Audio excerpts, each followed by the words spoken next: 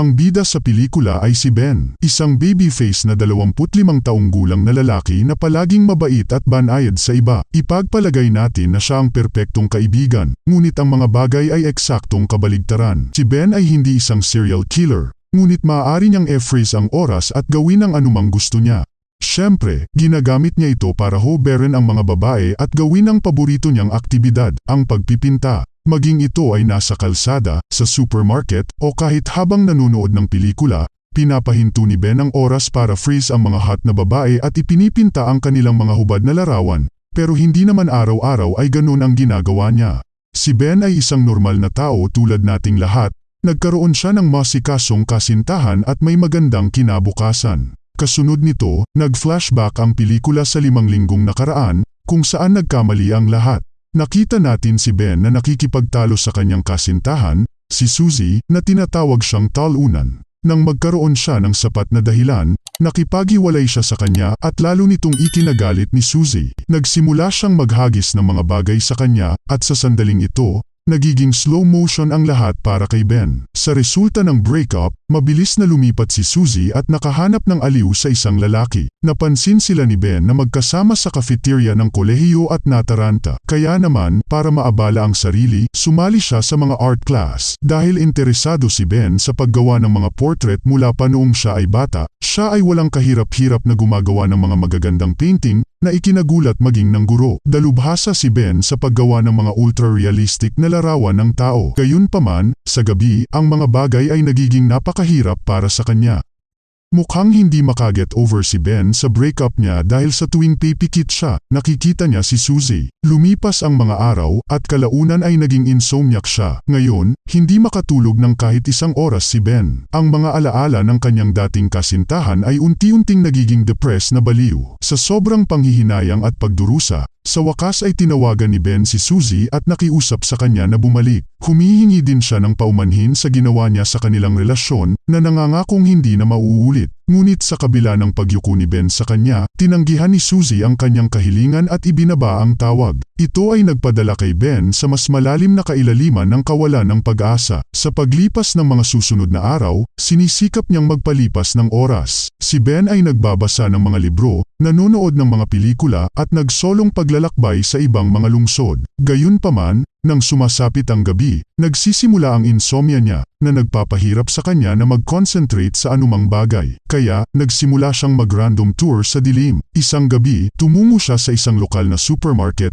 kung saan napansin niya ang isang anunsyo ng bakanteng trabaho para sa isang night shift guy. Iniisip ni Ben na ito ang perpektong pagkakataon upang magpalipas ng oras at kumita ng pera. Kaya agad siyang nag-apply para sa trabaho. Nang sumunod na araw, nakapasa siya sa interview ng manager na nagngangalang Jenkins at kalaunan ay nakuha ang trabaho. Sa wakas ay masaya na si Ben pagkatapos ng mahabang panahon at may kutob siyang malapit ng magbago ang kanyang buhay. Habang nasanay na si Ben sa kanyang bagong trabaho, napapansin niya kung paano pinangangasiwaan ng bawat isa sa kanyang mga katrabaho ang sining ng pagpapalipas ng oras ng iba. Ang cashier, si Sharon Ponte, ay may pinakakakaibang estilo. Sinisigurado niyang laging nakatago ang orasan na may iba't ibang bagay. Naniniwala siyang dahan-daang lilipas ang oras kung titingnan niya ito. Pagkatapos ay mayroong isang pilyong lalaki na tinatawag na si Barry Brickman, na hindi kailanman seryoso sa trabaho. Kasama ang kanyang kapwa-tusong kaibigan si Matt Stevens, gumagawa siya ng iba't ibang kalokohan sa mga babaeng customer tulad ng paglalagay ng larwang pang-adulto sa kanilang mga bag. Ang ilan sa mga customer ay naguguluhan ng mahanap nila ito. Gayunpaman, ang ilan sa kanila ay nagpasya na panatilihin ito. Ang tanging tao na tila walang pakialam sa oras ay ang kanilang amo na si Jenkins.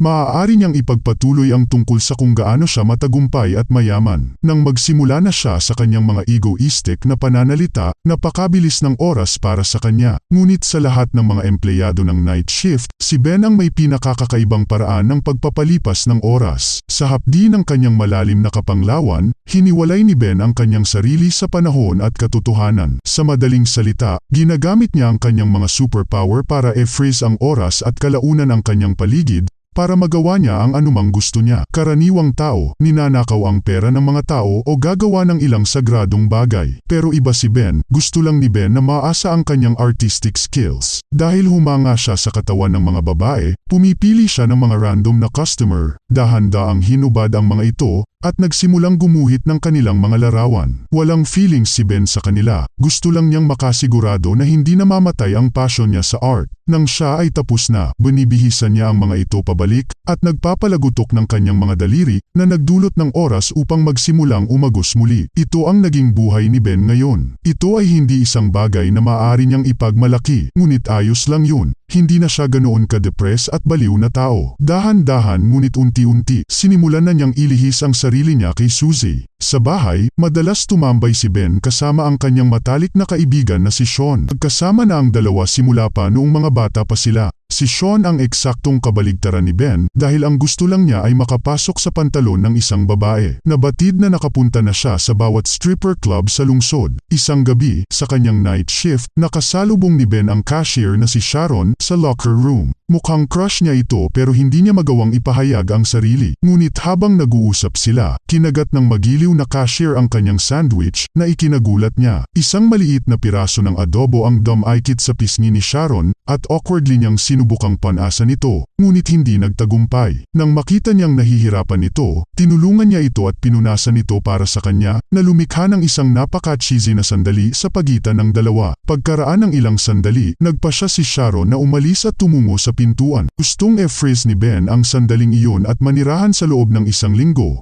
Ngunit sa oras na matauhan siya, wala na si Sharon. Pagkaraan ng ilang sandali, habang ginagawa niya ang kanyang trabaho, biglang sumulpot si Matt mula sa isa sa mga stall at ipinahayag na pupunta siya sa sinihan kasama si Sharon. Nawasak nito si Ben at nagtataka siya kung bakit siya ay malas. Naalala niya tuloy ang mga araw niya sa paaralan nang siya ay umibig sa unang pagkakataon. Siya ang pinakamatalinong babae sa klase na gusto ng lahat noon. Isang araw, naaksidente siya at na-sprain ang kanyang braso dahil dito kailangan niyang magsuot ng mabigat na baluti. Araw-araw, sinusulatan ito ng mga kaklase niya ng mga bagay na nakapagpapatibay loob para gumaan ang pakiramdam niya. May gustong isulat din si Ben pero masyado siyang kinakabahan para makalapit sa kanya. Sa kasamaang palad, dahil sa kanyang pag-aatubili na sayang ang pagkakataon, dahil makalipas ang ilang araw, tinanggal ng batang babae ang kanyang baluti. Masaya ang lahat na makita siyang gumaling na, ngunit nang mapansin nilang may tumubong buhok sa kanyang braso, sinimulan nila siyang pagtawanan. Sa kalaunan ay nagsimulang umiyak ang babae at ito ay naging dahilan para kausapin ni Ben ang babae. Dinala siya nito sa isang sulok at inaliw siya. Sinabing makakasama niya ito kahit anong mangyari. Hindi nagtagal, naging matalik na magkaibigan ang dalawa at kalaunan ay magkasintahan. Isang araw, biglang lumapit ang dalaga kay Ben at tinanong kung gusto niya itong halikan. Nang walang pag-iisip, sinabi niyang oo,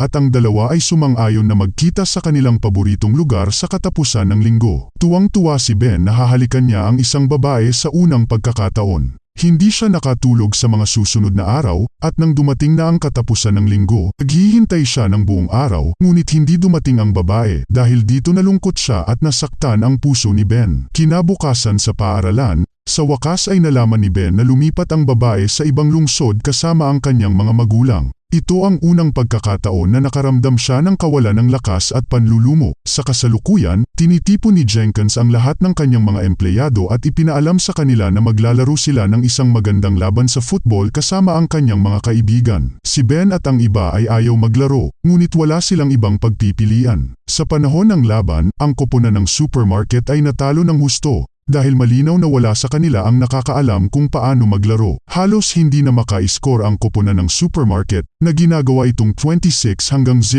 Nang mapuno na si Ben, nag-freeze siya ng oras at tumungo sa locker room upang magpahinga. Biglang, isang lalaki nag-unfreeze ng kanyang sarili at tumakbo palabas. Ito ay nagpapakita na si Ben ay hindi lamang ang taong nakakuha ng kakayahang ito. Pagkaraan ng ilang sandali, lumabas siya at pinalagutok muli ang kanyang mga daliri na nagpapahintulot sa oras na bumalik sa orihinal nitong anyo. Sa init ng sandali, sinipa ni Matt ang bola nang walang patutunguhan na nauwi sa pagtama sa mukha ni Jenkins. Siya ay agad na isinugod sa ospital at lahat ng iba pang mga kasamahan sa koponan ay umuwi at naiwan sina Ben at Sharon sa playground. Sa sumunod na eksena, Huminto ang dalawa sa malapit na kainan at sinikap na mas makilala ang isa't isa. Doon, nalaman ni Ben na single siya at nagbibiro lang si Matt tungkol sa pakikipag-date sa kanya. Pagkatapos ay ibinahagi niya ang kanyang mga pangarap kay Ben at ganoon din ang ginagawa niya. Sinabi ni Sharon na noon pa man ay gusto na niyang makatagpo ng isang pintor dahil sa tingin niya ay makikita nila ang tunay na kagandahan ng mga bagay-bagay. Sa pag-uusap ng dalawa, malinaw na may chemistry sila. Pagkatapos ng kanilang hindi opisyal na pagde-date,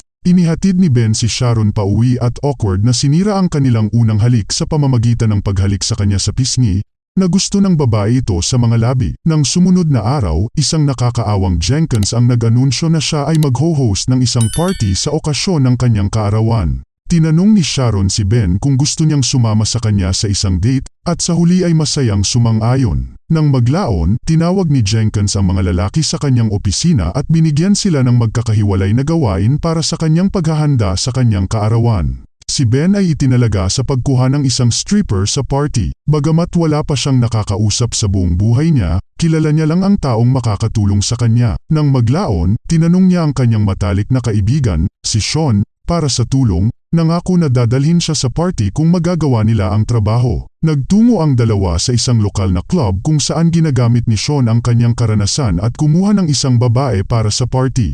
Kinaumagahan, nakatanggap si Ben ng isang tawag mula sa isang hindi kilalang lalaki na nagsasabing siya ay isang mahilig sa sining. Mayroon siyang art gallery sa lungsod at gustong magkaroon ng ilan sa mga gawa ni Ben dito. Natuwa si Ben dahil dito, dahil sa unang pagkakataon sa kanyang buhay, may isang taong pinahahalagahan ang kanyang sining. Pero lingid sa kanyang kaalaman, isa pala itong prank call mula kina Barry at Matt. Ang gabing iyon, nagbihis si Ben para sa party at pinuntahan si Sharon.